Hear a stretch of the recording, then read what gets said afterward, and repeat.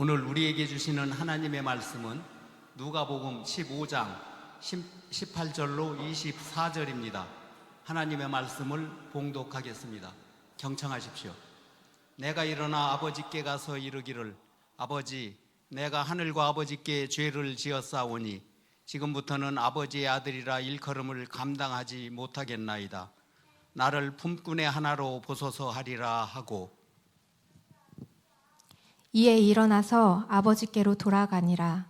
아직도 거리가 먼데 아버지가 그를 보고 측은히 여겨 달려가 목을 안고 입을 맞추니 아들이 이르되, 아버지, 내가 하늘과 아버지께 죄를 지었사오니 지금부터는 아버지의 아들이라 일컬음을 감당하지 못하겠나이다 하나, 아버지는 종들에게 이르되 가장 좋은 옷을 내어다가 입히고 손에 가락지를 끼우고 발에 신을 신기라. 그리고 살찐 송아지 끌어다가 잡으라. 우리가 먹고 지지자. 이내 아들이 죽었다가 다시 살아났으며 내가 이었다가 다시 얻었노라 하니 그들이 즐거워하더라. 아멘. 이는 하나님의 말씀입니다. 아멘.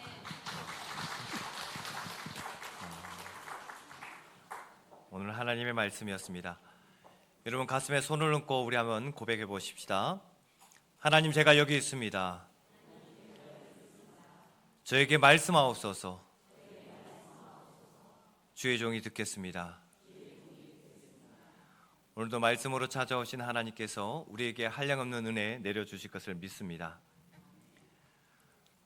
초등학생 진호에게 인생 최대의 고민이 있는데요, 거실에서 공을 가지고 놀다가 뻥 하고 찼는데 그만 엄마가 아끼는 화분이 쨍그랑 깨지고 말았습니다. 진호의 마음속이 지금 너무나 복잡합니다. 어떻게 할까? 그때 마음속에서 들려오는 두 가지 목소리가 있는데, 한쪽의 목소리는 야, 엄마한테 혼나면 큰일이야. 그냥 베란다에 몰래 숨겨. 그냥 모른 척해. 또 한쪽 목소리가 들립니다. 잘못했으면은 혼날 수 있지. 그냥 용감하게 엄마한테 말씀드리자. 깨진 조각을 보면서 어떻게 할까 고민하다가 진호가 결심을 하게 됩니다. 자, 동전을 던져보자. 동전을 던져서 100원이라는 글자가 나오면은 솔직하게 얘기하고 100이라는 숫자가 나오면은 그냥 몰래 넘어가자. 그러면서 동전을 던집니다. 어떻게 됐을까요? 100원이라는 글자가 나왔습니다. 그렇게 하면 엄마한테 가서 솔직하게 이야기해야 되는데 또 고민합니다. 내가 가는 게 맞을까? 그러면서 뭐라고 그러냐면 3세판이지, 한 번 더 해봐야 되겠다. 그러면서 동전을 던집니다. 또 뭐가 나왔을까요? 글자가 또 나왔습니다. 솔직하게 말해야 되는데 엄마한테 가는 것이 너무나 부담됩니다. 그래서 숫자가 나올 때까지 계속해서 동전을 던집니다. 여러분, 엄마한테 가면 혼날 게 뻔하기 때문에 가지 못하는 것이겠죠. 아마 두려움 때문에, 그 걱정 때문에, 그 염려 때문에 글자가 나왔음에도 불구하고 가지 못하는 것입니다. 그래서 계속해서 동전을 던지죠. 여러분, 이 마음이 바로 오늘 본문에 나오는 둘째 아들의 마음과 같습니다. 이 둘째 아들은 지금 어디로 가야 될지 뻔히 알고 있습니다. 내가 아버지 집으로 가야지, 내 마음속 깊은 곳에 내가 아버지 집으로 가야지라고 알고 있습니다. 그런데 쉽게 돌아서지 못합니다. 수없이 망설입니다. 갈까 말까? 아버지가 나를 받아주실까? 문전박대하시면 어떻게 될까? 차라리 안 가는 게 더 낫지 않을까? 몰라서 안 가는 것이 아니라 두려움 때문에, 내 마음의 두려움 때문에 미루고 안 가는 겁니다. 그러다가 결국 더 미룰 수 없는 그 자리까지 이르게 되는데요, 여러분, 이 아들 아버지 집으로 가는 겁니다. 다른 데 가는 것이 아니라 아버지 집으로 돌아가는 것인데 왜 이렇게 망설이고 또 왜 이렇게 두려워하는 것일까요? 오래전에 그가 내렸던 한 가지 잘못된 선택 때문입니다. 어느 날 둘째 아들이 아버지에게 이렇게 얘기합니다. 아버지, 언젠가는 그 재산 저에게 물려줄 텐데 이왕이면 지금 주십시오. 그 유산을 지금 주십시오. 여러분, 요청이 아니라 나는 아버지 없이 살겠습니다라는 선언과 같습니다. 근데 아버지는 그 아들의 요구를 막지 않으십니다. 그러면서 허락해서 줍니다. 여러분, 아들은 이제 먼 나라로 떠나게 되는데요, 여기서 먼 나라는 저 멀리, 외국으로 저 멀리, 지리적으로 멀리 갔다는 것이 아닙니다. 하나님 없이 내 마음대로 살게 되었다는 겁니다. 이제 그 삶에는 하나님이 없습니다. 그냥 자유로웠을 겁니다. 편하게 하고 싶은 대로 다 했을 겁니다. 그러나 그 자유는 그렇게 오래가지 않습니다. 그 모든 재산을 다 탕진하고 거기에 흉년까지 맞이하게 됩니다. 그의 삶이 완전히 무너집니다. 결국 그의 삶은 대지를 치는 자리까지 내려가게 됩니다. 여러분, 인생의 가장 밑바닥까지 내려갔다는 얘기입니다. 그의 인생이 무너지고 그의 인생이 형편없이 쓰러지는 그곳, 더 이상 내려갈 곳도 없고 더 이상 버틸 힘도 없습니다.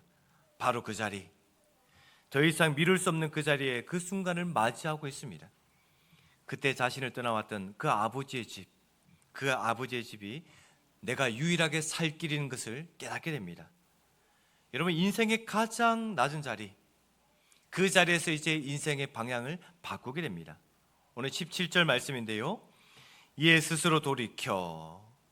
여러분, 이 표현은 단순히 삶을 후회하는 것이 아닙니다. 내가 정말 이렇게 헛되게 살았구나, 내가 아버지에게 못을 박았구나, 내 인생 왜 이럴까, 이런 의미가 아닙니다. 헬라어의 뜻은 자기 자신을 돌아보며 자기 자신에게 돌아왔다. 이 말씀은 궁핍해지고 비참해진 자신의 모습, 그 참모습을 보게 되었다는 의미입니다. 내 삶, 이제야 깨닫게 되는 겁니다. 내가 이렇게 비참한 삶을 살고 있구나, 내가 누구였는지, 지금 내가 어디에 있는지, 그리고 내가 잃어버린 것이 무엇인지 그때 드는 게 되는 것입니다. 내가 이런 삶을 살고 있구나. 그때 드는 생각은 아버지의 품꾼도 이런 삶을 안 살 텐데, 우리 아버지 집에는 일꾼들도 풍족하게 사는데 나는 왜 이렇게 살고 있을까? 여러분, 이 기억은 그때가 좋았지, 이런 과거의 해상이 아닙니다. 그 자리로 돌아가고 싶다는, 내 관계를 다시 회복하고 싶다는 마음의 전환입니다. 내가 아버지에게 돌아가면, 아버지의 관계를 다시 쌓게 되면 내 삶이 변하게 된다는 그런 마음입니다. 아버지의 집은 풍성함이 넘치는 자리이고 아들인 내가 원래 누렸던 그 자리입니다.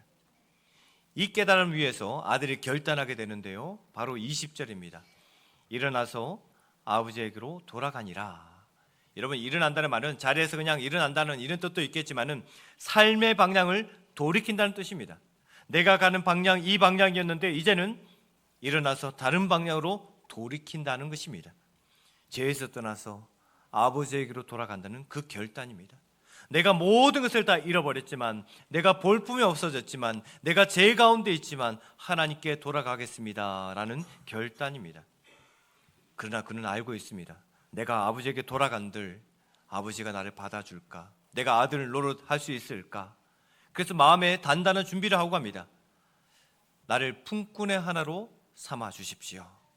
나는 아들 될 자격이 없으니까 그냥 품꾼의 하나로 삼아 주십시오. 여러분, 이 고백은 자신을 낮추는 겸손의 말이 아닙니다. 그냥 절망적인 말이 아닙니다. 자신을 정확하게 아는 삶입니다. 내 삶이 이렇구나, 내 삶이 아들이 아니라 품꾼의 하나, 정말 형편없이 이런 모습으로 변화됐구나, 자신의 모습을 바라보는 겁니다. 그러면서 아버지에게로 나아가겠다, 내가 품꾼의 하나지만은 이런 모습이지만은 아버지에게로 나아가겠다는 의지의 표현입니다. 나는 정말 형편없이 되었지만은 하나님께 나아가겠다. 여러분, 회개는 감정의 표현을 넘어서는 겁니다. 감정의 표현을 넘어서서, 눈물을 넘어서서 내 삶 속에 정확하게 나를 바라보고 방향을 돌이키며 아버지에게로 나아가는 결단이 바로 회개입니다. 그냥 눈물 조금 흘리며 감정적으로 내가 이렇게 살면 안 되겠구나, 이것을 넘어서는 것입니다. 내 자신이 이런 삶을 살았다니 방향을 다시 돌려서 아버지께 나가는 것, 이것이 바로 회개입니다. 여러분, 오늘 말씀 우리에게 묻습니다. 우리는 지금 어느 방향에 서 있는가? 여러분, 하나님께서 여러분 한 분 한 명에게 묻습니다. 어느 방향으로 서 있는가? 지금 일어나서 하나님께 그 방향을 돌리고 있는가? 여러분에게 묻고 있다는 겁니다. 여러분, 우리 삶을 보면은 하나님을 믿지 않아서가 아니라 하나님을 잃어버린 채 살 때가 얼마나 많습니까? 하나님 없이도 우리 삶이 괜찮은 것 같아서, 내 삶이 하나님 없어도 충분히 잘 살 수 있을 것 같아서 하나님을 찾지 않아도, 하나님께 기도하지 않아도, 말씀 보지 않아도 그 삶이 익숙해져서 그냥 괜찮은 듯 넘어갑니다. 하루를 그렇게 보내도 내 삶에 아무 문제가 없는 듯 그렇게 보입니다. 그렇게 우리는 먼 나라로 떠나갈 때가 많습니다. 하나님을 떠난 삶이 아니라 하나님을 뒤로 미룬 삶, 하나님을 저 뒤로 미루고 내가 원하는 것을 내 앞에 놓는 삶, 그 삶이 먼 나라로 간 삶입니다. 그렇게 우리도 모르는 사이에 하나님과 거리가 점점 더 멀어져 있습니다. 그때 우리의 삶에는 한 가지 질문이 떠오르죠. 지금 와서 돌아가도 괜찮을까? 이제 와서 돌아가도 괜찮을까? 내가 너무 멀리 와 있는 건 아닐까? 여러분, 얼마나 멀리 와 있는 자는 문제가 아닙니다. 우리의 발걸음이 어디로 향하고 있는가, 이것이 더 중요합니다. 아무리 멀리 와 있어도 내가 방향을 돌리고 하나님께로 돌린다면 그때부터 시작되는 겁니다. 여러분, 준비된 다음에 나아가는 것이 아닙니다. 모든 문제가 해결된 다음에 성공한 후에 나가는 것이 아닙니다. 부족한 모습 그대로, 내가 정리되지 않은 그 모습 그대로 그냥 방향을 하나님께 돌릴 때, 그때부터 시작입니다. 여러분, 회개는 삶의 방향을 하나님께 돌리는 결단부터 시작되는 겁니다. 아직 한 걸음밖에 안 내렸지만은, 아직 앞으로 많이 나갈 길이 많이 있지만 그 방향을 돌릴 때에 이미 시작되는 것입니다. 하나님, 내가 주님을 잊고 살았습니다. 하나님, 내가 주님께로 다시 돌리겠습니다. 내 방향을 돌리며 한 걸음 나가는 이 한 걸음이면 충분합니다. 여러분, 이 시간 하나님 우리에게 묻습니다. 너는 나에게로 방향을 돌리고 있니? 너는 나에게로 다가오고 있니? 여러분, 혹시 마음이 식었다면, 혹시 하나님과 거리가 멀어졌다면 이 시간, 바로 이 시간 하나님께 돌아갈 때입니다. 내 마음을 돌이키며 내 발걸음을 한 걸음 내딛는 것, 하나님께 방향을 돌리며 나아갈 때에 하나님은 그 걸음을 기다리고 계십니다. 여러분, 마음속으로 조용히 고백해 보십시오. 하나님, 제가 주님께 발걸음을 돌리겠습니다. 내가 주님께 돌아가겠습니다. 여러분, 이제 이 둘째 아들이 아버지를 향하고 나가고 있습니다. 아버지를 향하여 그 모습 그대로, 부족한 모습 그대로, 있는 모습 그대로, 아무것도 준비되지 않았고 보여줄 것 없지만은 한 걸음 한 걸음 아버지께로 나아가고 있습니다. 그렇다면 그 아들을 향하여 아버지는 어떤 반응을 보이실까? 오늘 20절 말씀인데요, 아직도 거리가 먼데 아버지가 그를 보고, 아직 한참 멀었습니다. 근데 아들이 아니라 아버지가 먼저 그 아들을 알아보게 됩니다. 저 아들, 내 아들 맞는데, 시간이 많이 지났지만 아직도 저 멀리 있지만 저 아들 내 아들 맞다고 이렇게 확인하는 것입니다. 여러분, 어쩌다가 마실 나가다가 산책하다가 그 아들 발견한 게 아닙니다. 이 아버지는 이 아들이 언제 돌아올지 모르지만 매일매일 나가서 이 아들이 내 아들인가, 언제쯤 돌아올까, 그 자리에서 이미 기다리고 있었습니다. 그 자리에서 기다리고 있었으니까 그 아들인지 진작에 알아보는 거 아닙니까? 아들을 알아본 그 아버지의 마음이 움직이기 시작합니다. 오늘 20절 말씀 보면 측은히 여겨, 단순한 안타까움이 아닙니다. 저 아들 보니까 내가 안타깝구나, 그 마음을 넘어서는 겁니다. 마음속 깊은 곳에부터 끓어오르는 정말 참을 수 없는 긍휼. 저 아들 바라볼 때에 너무나 안타깝고, 저 아들 바라볼 때에 내 마음에 내 애간장이 끓는 것처럼 긍휼함이 올라온다는 겁니다. 여러분, 아버지의 마음은 감정에서 멈추지 않습니다. 한참이 남았는데 아버지는 그 아들에게 달려가고 있습니다. 여러분, 그 당시 문화에서 연로하신 아버지가 달린다는 것은 체면을 내려놓는 겁니다. 다른 사람들이 볼 때 왜 저럴까, 주책이다 생각할 수 있습니다. 그러나 아버지는 전혀 시선을 생각하지 않습니다. 그 아들을 바라볼 때에, 그 아들에게 달려갈 수 있다면, 그 아들을 만날 수 있다면 체면보다 더 아들이 더 크기 때문에 그렇습니다. 그래서 그 아들이 아버지에게 도달하기도 전에 먼저 아버지가 그 거리를 좁히고 있습니다. 아버지가 더 달려가서, 아들은 천천히 걸어오고 있지만, 투벅투벅 걸어오고 있지만 아버지가 달려가서 그 거리를 좁히고 있다는 겁니다. 여러분, 한번 상상해 보십시오. 멀리서 보니까 우리 아들 맞는 것 같습니다. 우리 아들 이제 돌아오는구나. 근데 가까이서 보니까 이 거지가 서 있습니다. 여러분 한번 생각해 보십시오. 내 재산 다 탕진하고 돌아왔는데 그 몰골이 엉망진창입니다.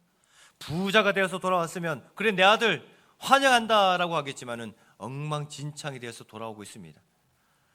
머리는 감았는지 아니 세수도 안 한 것 같습니다. 얼굴이 시커멓습니다. 옷도 신발도 다 떨어지고 거지도 이런 거지가 없습니다. 그 아들이 투벅투벅 다가오고 있습니다. 그런데 그 아들을 이 아버지가 끌어안습니다. 여러분 생각해 보십시오. 얼마나 남노합니까? 얼마나 지저분합니까? 얼마나 내가 정말 가까이 하기 싫은 그 모습입니다. 그런데 그 아들을 끌어안습니다. 아니 이 아들이 올림픽에 나가서 금메달을 딴 아들도 아닌데 그 아들을 끌어안습니다. 그 아버지는 그것도 모자라서 입을 맞춥니다. 여러분 내 아들이니까 아무리 더러워도 아무리 추해도 아무리 엉망진창이라도 끌어안는 겁니다. 그리고 입을 맞추는 겁니다.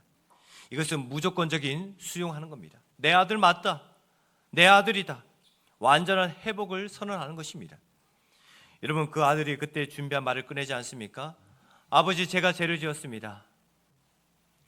그러나 아버지는 그 말이 끝나기도 않고 바로 종들에게 명령합니다. 제일 좋은 옷을 입혀라. 이 말은 존귀한 아들의 신분을 회복시키는 겁니다. 손에 가락지를 끼워라. 아들의 권세를 다시 내어주는 겁니다. 발에 신발을 신겨라.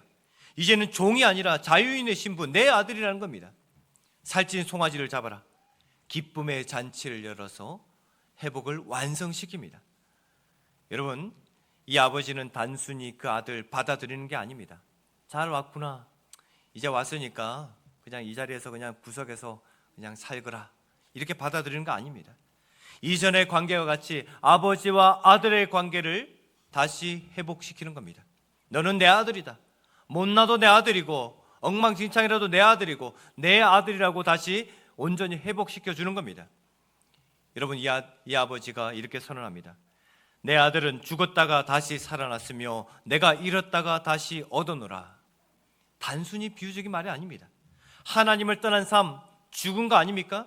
그러나 하나님께 다시 돌아올 때 생명이 그 안에 있다는 겁니다. 이 죽은 아들 아버지에게 다시 왔으니 생명은 얻었다. 이 잃어버린 아들 아버지에게 다시 돌아왔으니 다시 얻었다. 여러분 하나님께 다시 돌아올 때 죽었던 생명도 다시 살아나는 것입니다. 죽었던 이 아들 아버지에게 다시 돌아오자 살아났다는 겁니다. 여러분 근데 이 이야기를 잘 보면 숨어있는 한 사람이 있습니다. 바로 첫째 아들입니다. 집을 떠난 적이 없지만은 그 아버지의 그 기쁨에 참여하지 못합니다. 그런데 그 아버지는 그 아들에게도 다가가서 말을 건넵니다. 예, 너는 항상 나와 함께 있잖니. 이 모든 것이 다 네 것이잖아. 여러분 이 아버지는 기다리고 달려가고 말을 건넵니다. 그러면서 이 모든 아들이 내 아들임을 그 아들의 신분을 회복시켜 줍니다. 하나님도 마찬가지입니다. 우리의 삶이 어떠하든지 우리에게 다가오십니다. 기다리시고 달려오시고 말을 건네시고 우리를 아들의 신분으로 회복시켜 주십니다. 여러분 우리를 한번 생각해 보십시다. 우리는 하나님을 믿는 사람들 아닙니까? 우리는 이미 하나님을 잘 알고 하나님께 속한 사람들입니다. 그런데 우리의 삶을 돌아보면 때로는 하나님과 점점 더 멀어져 있을 때가 있습니다. 바쁘다는 이유로, 마음이 식었다는 이유로 내 뜻대로 살고 싶어서 어느 순간 조금씩 하나님을 비껴나간 삶, 하나님께 떠나 있는 삶, 그런 삶이 우리에게 있습니다. 하지만 이런 우리의 모습도 하나님은 기다리고 계시다는 거 기억하십시오. 하나님은 우리를 기다리고 있습니다. 언제 돌아올까 매일매일 우리의 삶을 기다리고 있습니다. 그럼에도 우리는 선뜻 하나님께 못 나가죠. 우리가 세상에서도 사람들을 만날 때 준비하고 나가지 않습니까? 옷맵시를 가꾸고 또 샤워를 하고 나가지 않습니까? 그래서 하나님 앞에 나아갈 때에 더 좋은 모습으로, 더 나아진 모습으로 가야 한다고 생각합니다. 내 마음이 조금 잡히면은, 내가 좀 더 정리되면 그때 하나님께 나아가야지. 내가 하나님께 뭔가 보여줄 그 믿음이 있을 때에 하나님께 나아가야지.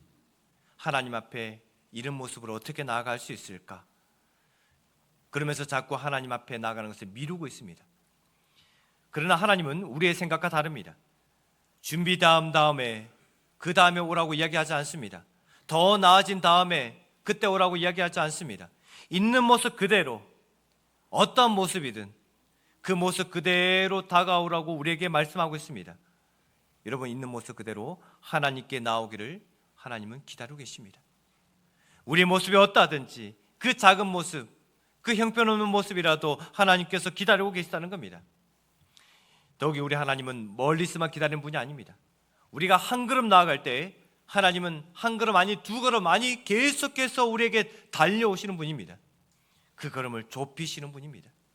우리는 겨우 한 걸음인데 하나님은 달려와서 우리를 안으시고 우리에게 입을 맞추시고 우리에게 좋은 옷을 입히며 손에 가락지를 끼우며 신발을 신기며 잔치를 여시는 분입니다.